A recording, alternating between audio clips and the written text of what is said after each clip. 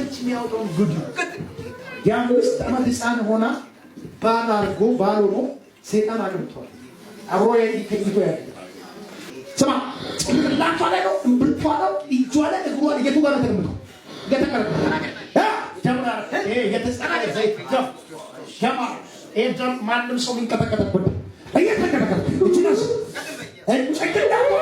ጭንቅላቷ ላይ ወይስ እግሯ ላይ ነው ያለው? እግሯ ላይ አግብታል ወይ? እጮኛ አድርገህ ነው ያለ።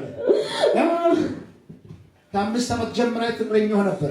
እለቃለሁ ሰለቀት እለቃለሁ አላገባትም በል።